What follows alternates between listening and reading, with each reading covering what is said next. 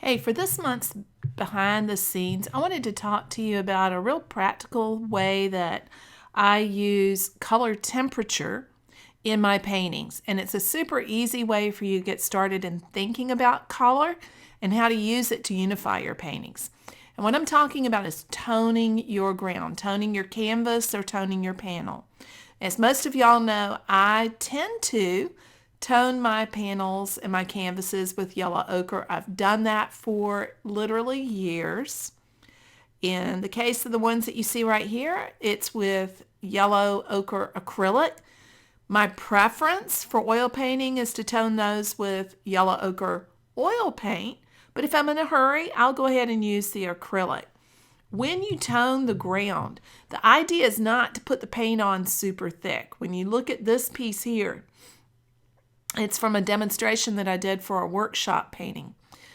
I've toned the ground first. I've toned the panel first with yellow ochre acrylic, and I've applied it really thinly.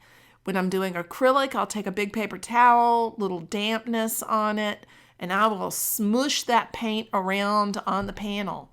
I'll do the same thing with oil, not with water, just with a paper towel. I don't use solvent, as I've said many times. So I'm just making the paint super thin by how hard I press it into the canvas or the panel. And I will go ahead and lightly draw out, like I did here, where the main big shapes are going to go.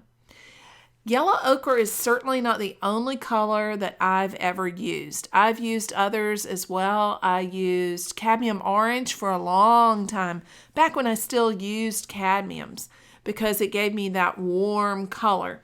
The reason I loved both the cadmium orange and the yellow ochre is that in general, the color of the light here in the southeast is a really warm yellow. And that gave me a head start on creating that color of light in the painting. Big clue to what I really want to talk about. One of the things that you have to watch out for as you're using a toned ground is that your palette that you're mixing on should not be white. It should be within the color family of the color of the ground that you're going to use.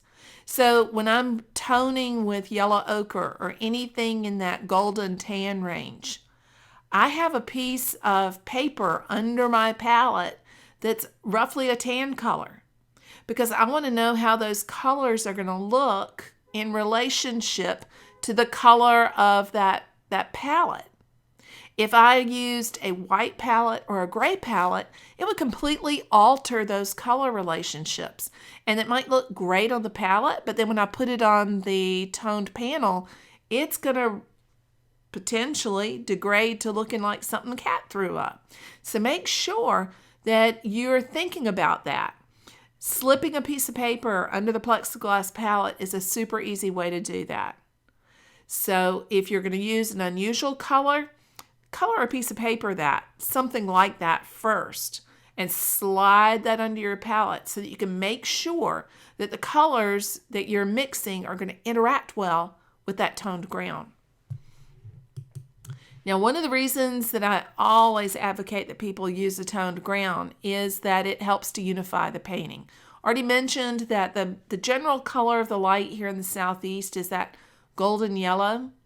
Well, that golden yellow impacts the landscape, impacts our perception of color, even when we're moving into evening. This one is an abstraction of the evening light on one of the elbow lakes in Congaree National Park. So you can see little pieces of the ground, the toned ground showing through the orange, and you can see where I've worked to unify that even more by adding in, with a palette knife, little pieces of color that are really similar to the toned ground, but thicker paint.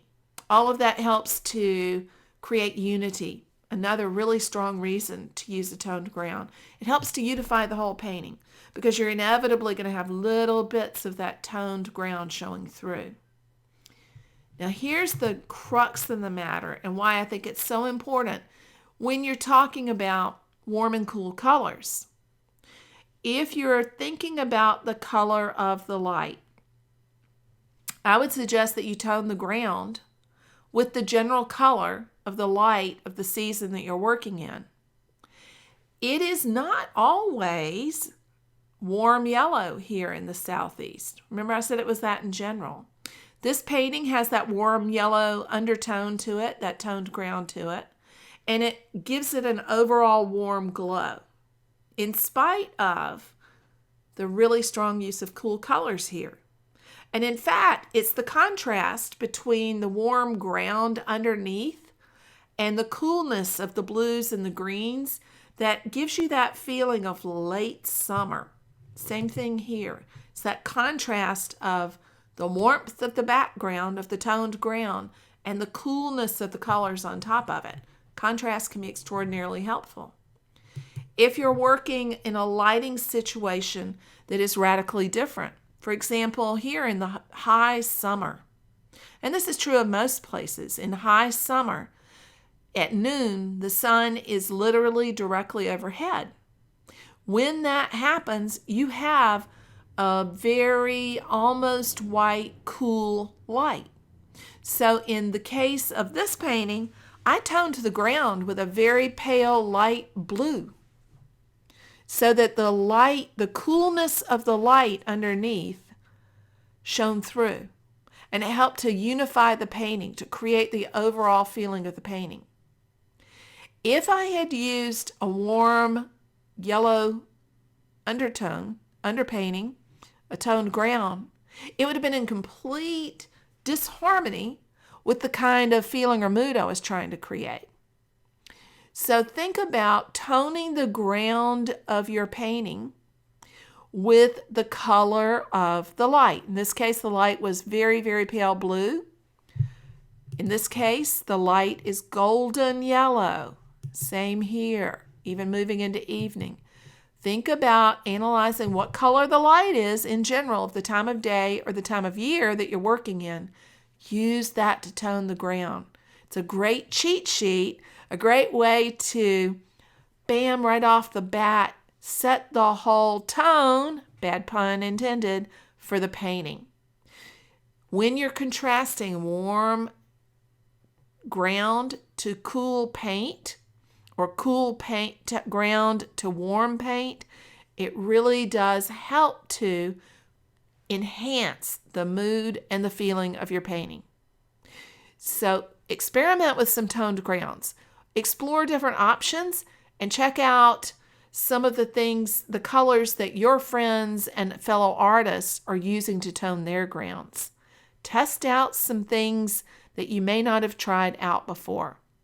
But most of all, think about exploring temperature, the color of the light, and contrast. Happy painting, everybody. That's this month's Backstage Pass.